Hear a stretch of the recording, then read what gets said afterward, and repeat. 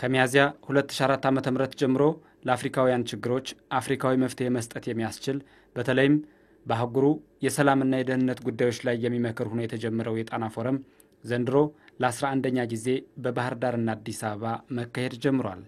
ስያሜውን ባገኘበት የጣና ሐይቅ መገኛ በሆነችው ባህር ዳርም በተለያዩ መሪ መልእክቶች በየዓመቱ ሲካሄድ ቆይቷል። ፎረሙ ለአህጉሩ ይበጃሉ የተባሉ ሐሳቦች በነጻነት የሚነሱበት የሀገራት መሪዎች፣ ታዋቂ ፖለቲከኞች፣ ዲፕሎማቶችና ፖሊሲ አውጪዎች የሚሳተፉበት ነው። 11ኛው የጣና ፎረም ሐሳብ በመያዝ በባህር ዳር ከተማ የመክፈቻ ስነ ስርዓቱን አድርጓል። ለፎረሙ ስትዘጋጅ የቆየችው ባህር ዳር ከዋዜማው ጀምሮ እንግዶቿን በደማቅ ስነ ስርዓትና በጉብኝት ተቀብላለች።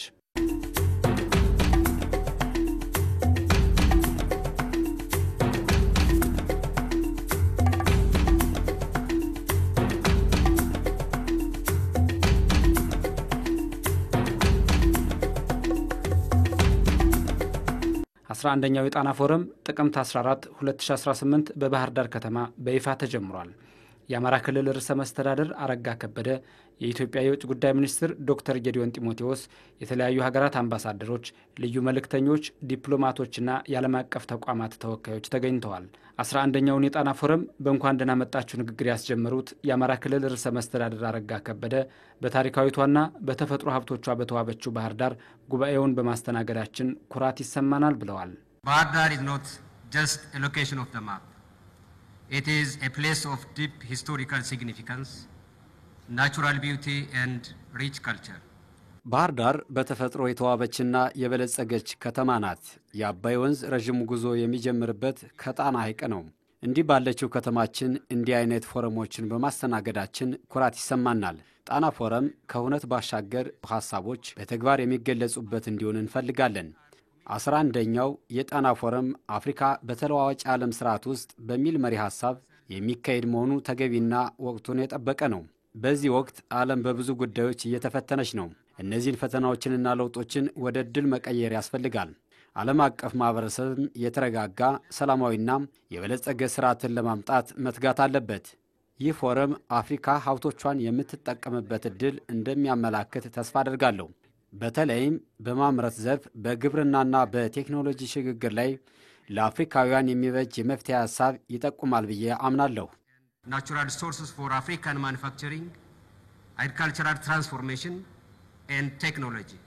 11ኛው የጣና ፎረም በባህር ዳር እንዲካሄድ ላደረጉና ለተባበሩ ተቋማትና ግለሰቦች ምስጋና ያቀረቡት ርዕሰ መስተዳድሩ ፎረሙ ለአፍሪካ የሚሆኑ ሐሳቦች በነጻነት የሚነሱበት እንደሚሆን ያላቸውን ተስፋ ገልጸዋል። As Africans, we have the wisdom of elders, the energy of youth. አፍሪካውያን የቀደምቶቻችን ጥበብና የወጣቶች ጉልበት አለን።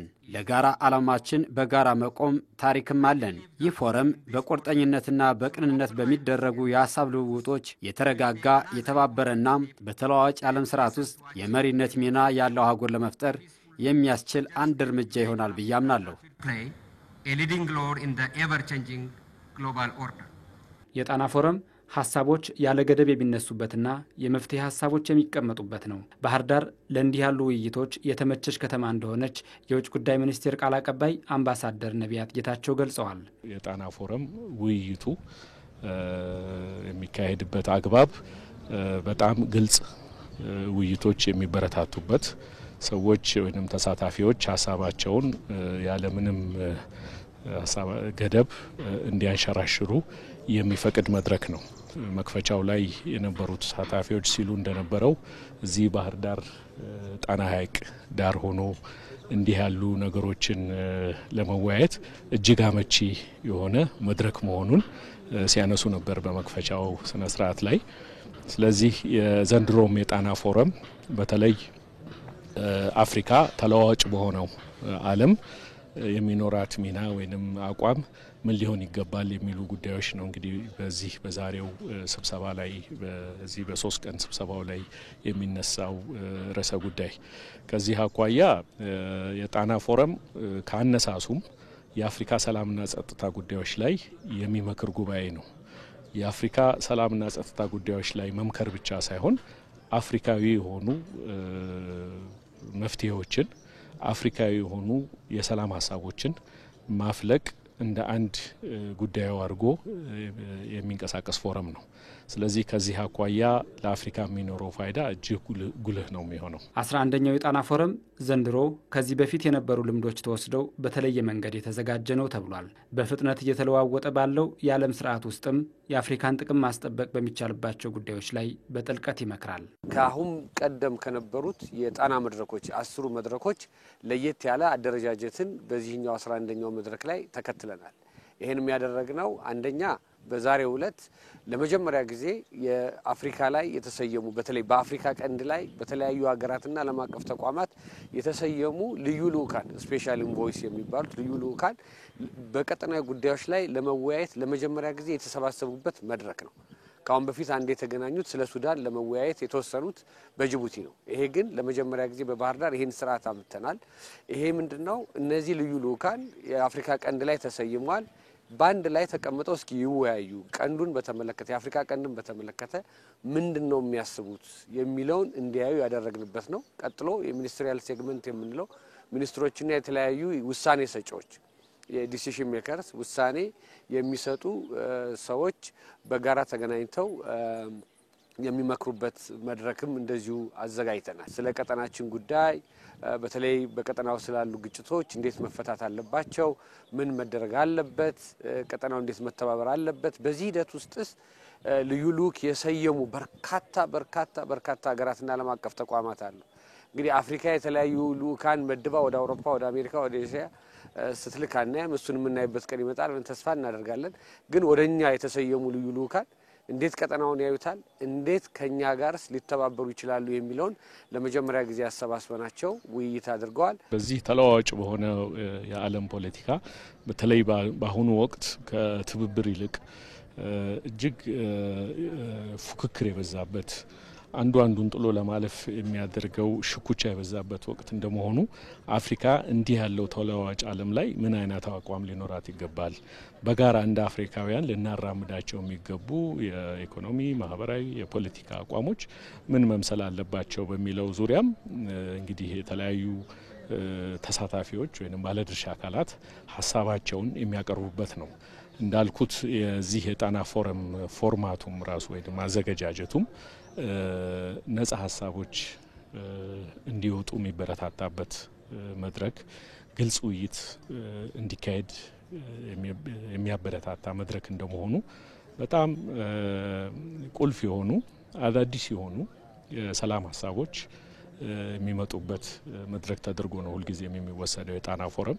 ስለዚህ አሁን በተነሱትም ጉዳዮች ላይ እንደዚሁ ከተሳታፊዎች የሚወጡ መፍትሄ ሀሳቦች ይኖራሉ ተብሎ ይጠበቃል። ዓለም በአሁኑ ሰዓት ፖለቲካዊ ውጣ ውረዶች በተለይ ደግሞ ከጂኦ ፖለቲካዊና ጂኦ ስትራቴጂካዊ ጉዳዮች ጋር በተገናኘ ፉክክር የሚስተዋልበት በመሆኑ እንዲሁም በቴክኖሎጂ ደረጃ ደግሞ ስናይ ከፍተኛ የሆነ እድገት የታየበትና የቴክኖሎጂ እድገት እስከ ሰው ሰራሽ አስተውሎት የደረሰበት በመሆኑ የአየር ንብረት ለውጥን በከፍተኛ ደረጃ ተጽዕኖ እያሳደረ በመሆኑ አፍሪካ በዚህ ለውጥ ውስጥ በፉክክሩ በውድድሩ አፍሪካ እንዳሁን ቀደሙ ተመልካቹና ትቀጥላለች ወይስ ደግሞ በመሪነት ትቀጥላለች፣ ወደ መሪነት ቦታ ትመጣለች የሚለውን ለማየት ያሰበ ያለመ መድረክ ነው። ይሄ መድረክ እንግዲህ የጣና ከፍተኛ ደረጃ ውይይት መድረክ ዋና ግቡ አጠቃላይ የመድረኩ ስሪት የተለያዩ የስራ ኃላፊዎች መሪዎች ሊሆኑ ይችላሉ፣ ሚኒስትሮች ሊሆኑ ይችላሉ፣ ባለሙያዎች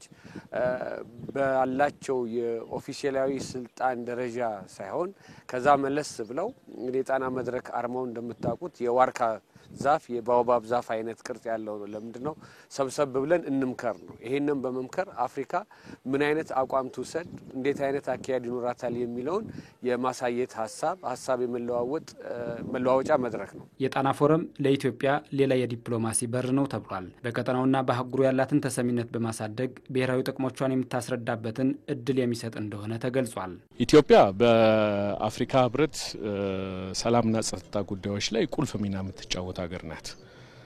ይሄ የሚታወቅ እውነታ ነው። በአሁኑ ወቅት ደግሞ በአፍሪካ ህብረት ሰላምና ጸጥታ ምክር ቤት ውስጥ አባል ሆነን የአፍሪካ ሰላምና ጸጥታ ጉዳዮችን ባለቤት ሆነን የምናንቀሳቀስበት አጀንዳውን የምናንቀሳቀስበት ወቅት ነው። ከዚህ አኳያ የጣና ፎረም ዘንድሮ መካሄዱ እዛ በአፍሪካ ህብረት ውስጥ ሆነን ለምንሰራቸው ስራዎች ትልቅ ግብአት ነው የሚሆነን። በዚህ ሀሳብ በዚህ መድረክ ላይ እንዳልኩት ብዙ የሰላምና ጸጥታ ጉዳዮች ሀሳቦች የሚነሱበትና የመፍትሄ ሀሳቦችም የሚፈልቁበት መድረክ ነው። እዚህ ላይ ኢትዮጵያ ከብሔራዊ ጥቅሟ ተነስታ የራሷን አቋም በተለይ ከቀጠናው ጋር በተያያዘም ከአጠቃላይ በአፍሪካ ውስጥም ካሉ ግጭቶች ጋር በተያያዘ ሀሳቧን የምታቀርብበት አቋሟን የምታራምድበት መድረክ ነው የሚሆነው። በባህር ዳር ከተማ የተካሄደው 11ኛው የጣና ፎረም ከዲፕሎማቶችና ከከፍተኛ የስራ ኃላፊዎች ውይይትን ባሻገር በባህር ዳር ዩኒቨርሲቲ አዘጋጅነት ደግሞ የተለያዩ ዩኒቨርሲቲ ፕሬዝዳንቶች የተገኙበት የውይይት መድረክ ተካሂዷል። ጥንድ ኃላፊነት ላይ ትኩረት ያደረገ ነው። ይሄ ጥንድ ኃላፊነትም በአንድ በኩል አካባቢያዊ ችግሮችን አካባቢ እውቀቶችን በማመንጨት መፍትሄ መስጠት፣ በሌላ በኩል ደግሞ ዓለም አቀፋዊ ተወዳዳሪነትን ማረጋገጥ ላይ ያደረገ ነው። ስለዚህ በአጠቃላይ የዩኒቨርሲቲዎች የምርምር የቴክኖሎጂ ፈጠራ የመማር ማስተማር ሂደቱ በአጠቃላይ ይሄን ስራ ጉዳይ ብሎ መያዝ ያለበት እንደሆነ በሚገባ አድሬስ ተደርጓል። የአፍሪካ ዩኒቨርሲቲዎች የሚያወጡትን እውቀት ተቀብሎ ወደ ተግባር ለመለወጥ በጣም የሚስማማና ትርጉም ያለው ቅድም ሲባል እንደነበረው በተግባር የሚለወጡ እውቀቶችን በማመንጨት ረገድ እንደገና ይሄን ደግሞ በትብብር በመስራት መፍትሄ በማምጣት ረገድ አካባቢያዊ፣ ቀጠናዊ፣ አህጉራዊና እንዲሁም ዓለም አቀፋዊ መፍትሄዎችን ለማመንጨት የሚያመች በተለይ ደግሞ ለአፍሪካ ችግር አፍሪካዊ መፍትሄ ማመንጨት ያለባቸው የአፍሪካ ዩኒቨርሲቲዎች ሲተባበሩ ብቻ ነው የሚለውን አቋሙን ደግፎ መቀጠል አይ ቲንክ ለከፍተኛ ተቋማት በጣም መልካም ነው። እንደዚህ አይነት መድረኮች የመጀመሪያው አይን ገላጭ ይሆናሉ፣ ዩኒቨርሲቲዎች ሚናቸውን ከማወቅ አንጻር። ሁለተኛ እንዴት አድርገውስ በትብብር መስራት ይችላሉ። ሶስተኛ በቅኝ ግዛት የተጣለበን የቋንቋ ይሁን የስርዓተ ትምህርት ይሁን የምርምር አሰራርን ለመፍታት ብሎም በራስ አውድ በራስ ቅኝት የተሰራን ትምህርት ለማዘጋጀት ሰውን ለማብቃት መፍትሄ ለማምጣት የሚረዳ ስራ ያግዛል የሚል እምነት አለ። የትኛውም የአፍሪካ ቋንቋ የተለያየ ቢሆንም ቢያንስ ለአብዛኛው እንግሊዘኛ ይሁን ፈረንሳይኛ ይሁን ፖርቹጊዝ ይሁን ስፓኒሽ ይሁን ኢትዮጵያኖች አፍሪካኖች በሚያውቁት በሚገባቸው ቋንቋ መረዳትን በሚችሉበት መልክ መፍትሄው ማዘጋጀት ያስፈልጋል። ስርዓተ ትምህርቱን ከቀኝ ገዢዎች ሀሳብ ነፃ ማውጣት የምርምር አጀንዳውን በተመሳሳይ እና የማህበረሰብ ጉድኝቱና የሚወጣውም ቴክኖሎጂ አውዱን የተረዳ ህብረተሰቡን የተገነዘበና ለህብረተሰቡ መፍትሄ የሚሆን እንጂ ለህትመትና ለእውቅና ብቻ የሚሄድ መሆን የለበትም።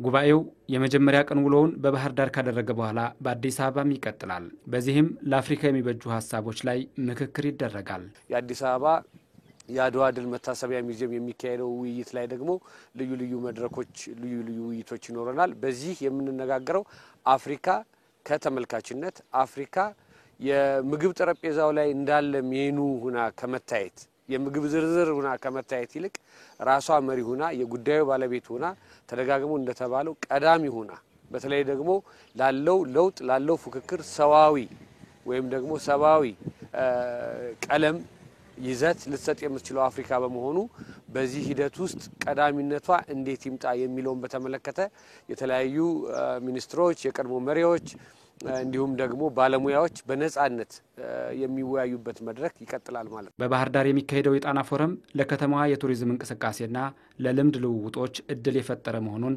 የከተማዋ ተቀዳሚ ምክትል ከንቲባ ጎሹ እንዳለማው ገልጸዋል። አምባሳደሮች እና መሪዎች ወደ ባህር ዳር ከተማ ሲመጡ ደማቅ አቀባበል ነው የተደረገላቸው። በአቀባበላችን በእጅጉ ደስተኞች ናቸው። በሌላ መልኩ ደግሞ ባህር ዳር ከተማ እየተለወጠች በልማት ላይ ያለች ከተማ ናት። ሲነግሩን ከአመታት በፊት በዚህ ጊዜ መጥቼ ነበር እንደዚህ ነበር፣ ነገር ግን አሁን ያለው ለውጥ በጣም የሚገርም ለውጥ ውስጥ ያለች ከተማ ናት ብለው የተደነቁበት ሁኔታ ነው ያስተዋል ነው።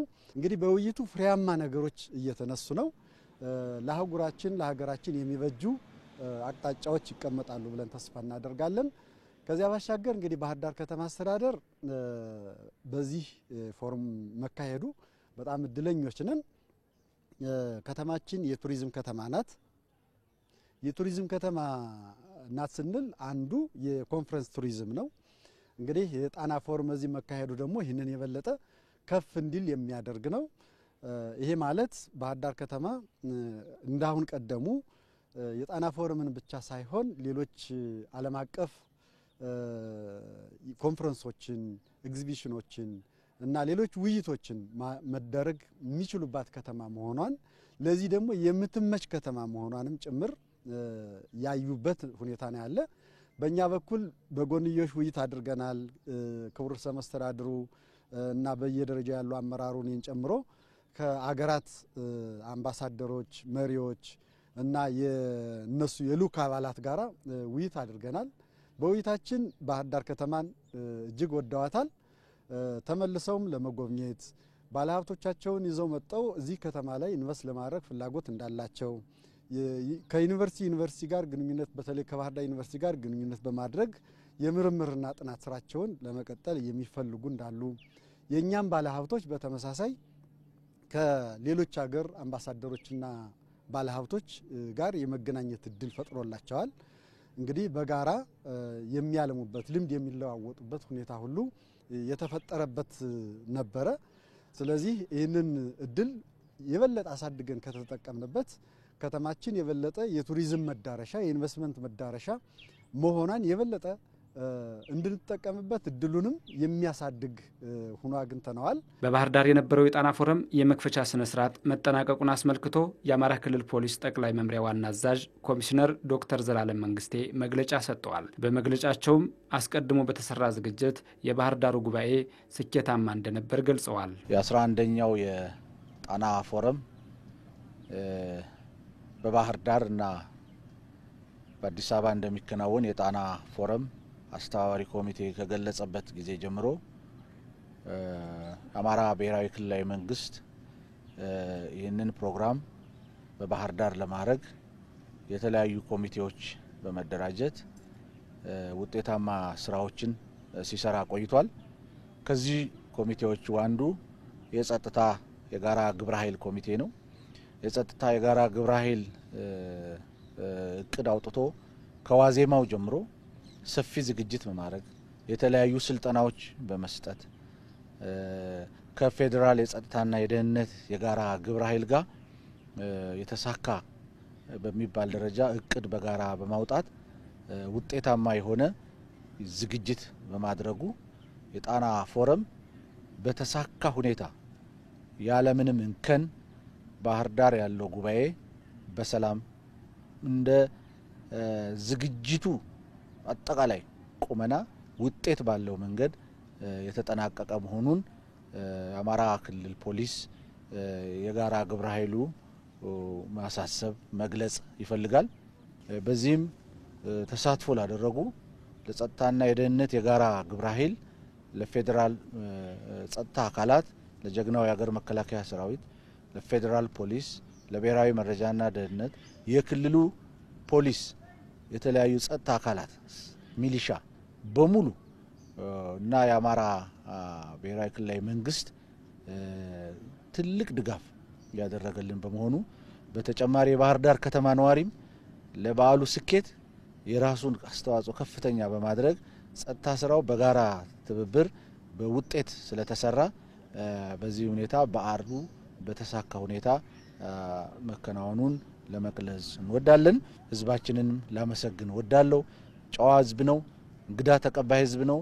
ይሄንኑ ነው ያረጋገጠው። በዚህም ተዘዋውረው በባህሩ ላይ ጣና ላይ በከተማው የተሰሩ ኮሪደሮችንም ያለምንም ችግር ማታም ቀንም ተዘዋውረው በማየት የቆይታቸው ውጤታማ በሆነ መንገድ የተሳካ ስለሆነ እንኳን ደስ አላችሁ ማለት ፈልጋለሁ።